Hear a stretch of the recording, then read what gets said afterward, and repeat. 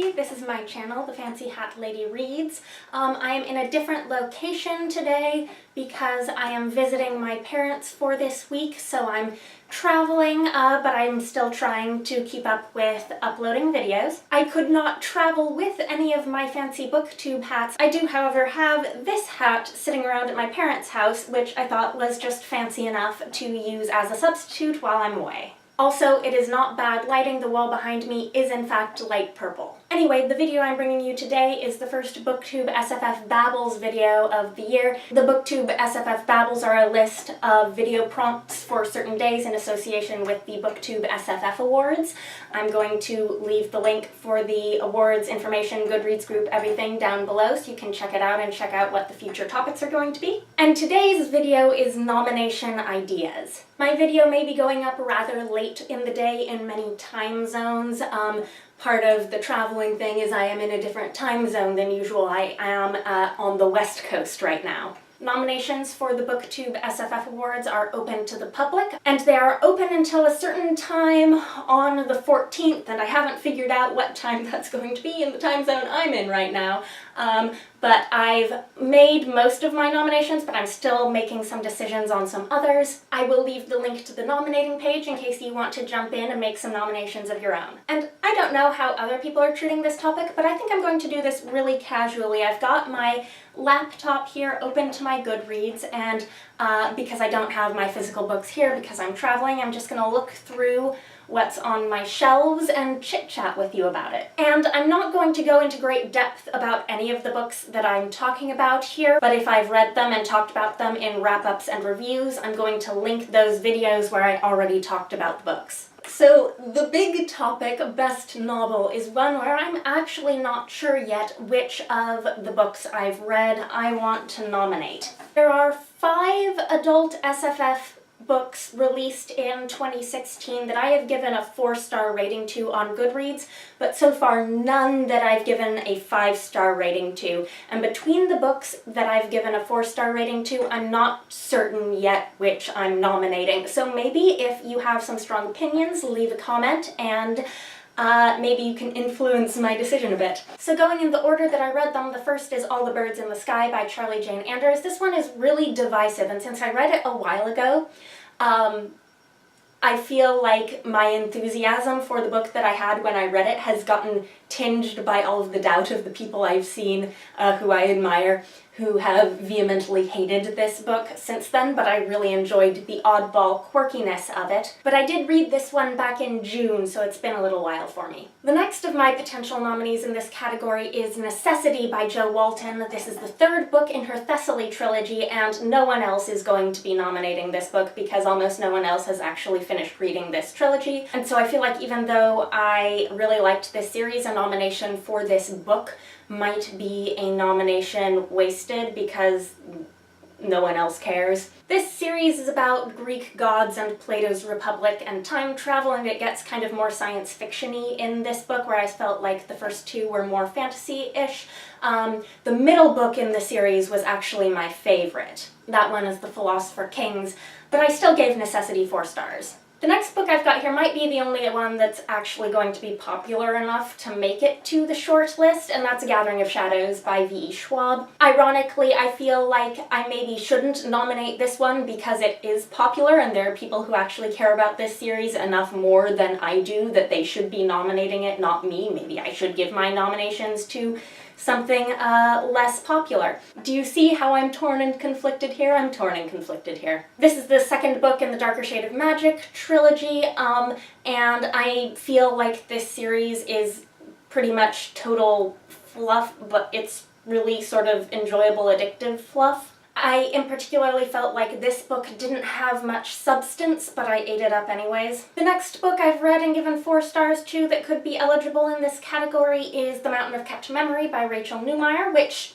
I don't think anyone else on Booktube has read, but I probably enjoyed the story more than any of the others on this list. And then this last one I have on the list is A Green and Ancient Light by Frederick S. Durbin, which I finished just a few days ago, and I haven't done a wrap-up or review of this yet. I maybe enjoyed some of the other books on this list a little more than this one, but on the other hand, I feel like this is a book that really should appeal to a much wider audience than is aware of it right now. So if I nominate this one, I think it would be just to try to get more attention to this book from people who would really like it. I think it would appeal to not only fantasy readers who are willing to go for a slower, more intimate fantasy story, but also to some more literary fiction readers who are willing to go with a bit of magic in their books. There are a couple of other 2016 releases that I've read that I gave 3-star ratings to, so I'm not going to be nominating either of these myself, but they are still books that I enjoyed for various reasons. The first of them being The Queen of Blood by Sarah Beth Durst, which is the first in a new epic fantasy trilogy.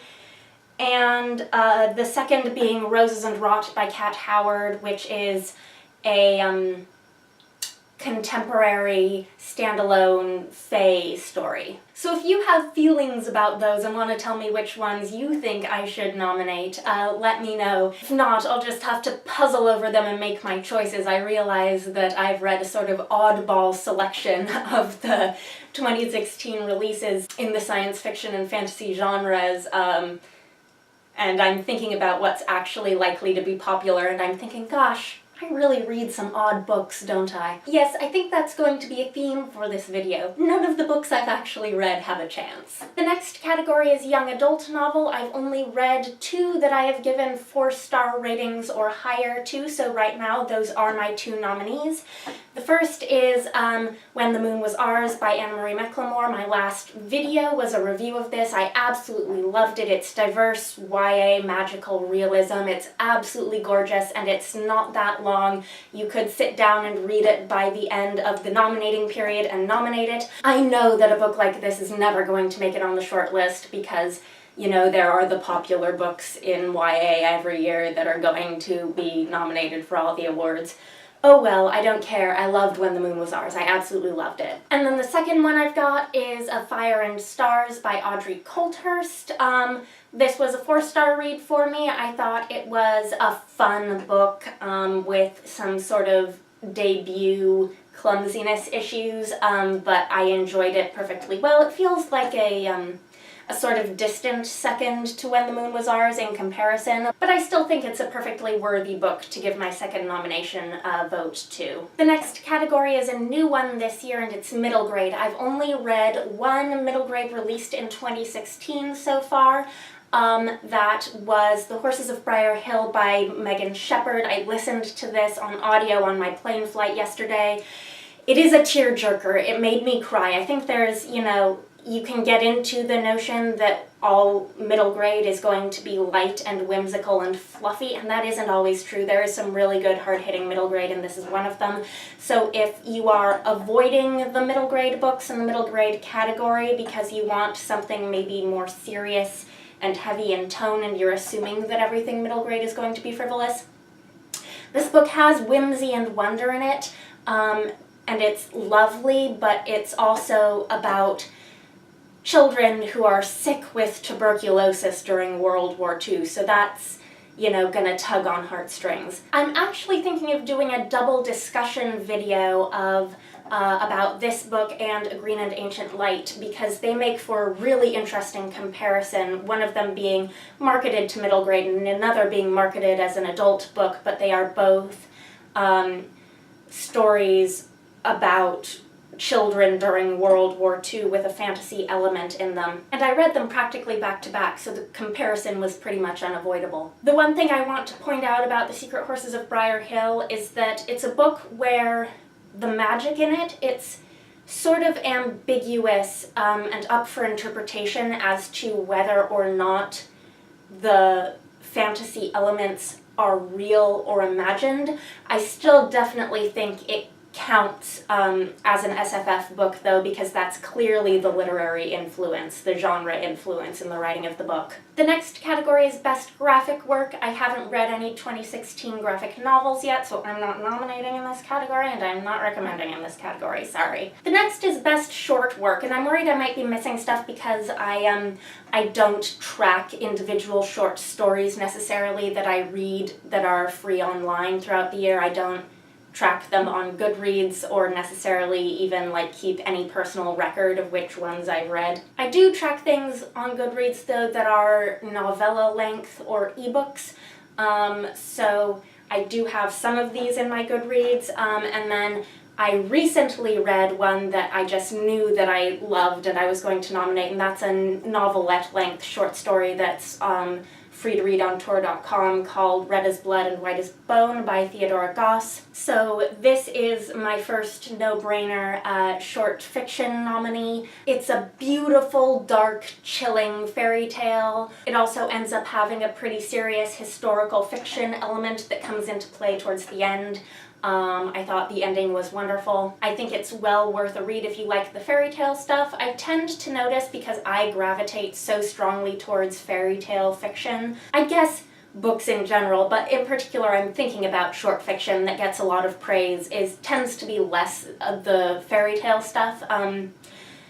And I wish that weren't always true, but we'll see what ends up coming to the top in these nominations. I'm really curious. And then my second nomination slot is going to another story of novelette length, and that's The Terracotta Bride by Zen Cho. I read this for the DiverseAthon this year.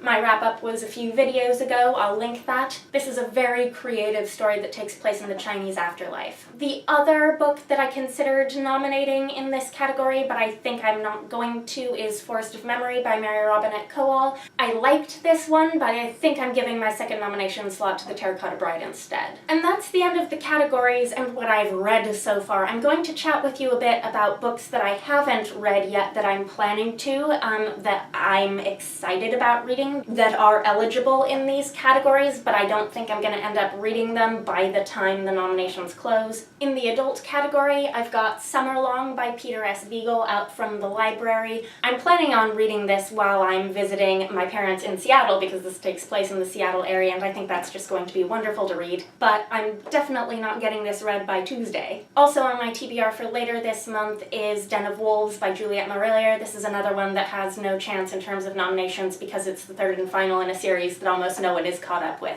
Also in the YA category, I have just started today reading Arabella of Mars by David D. Levine.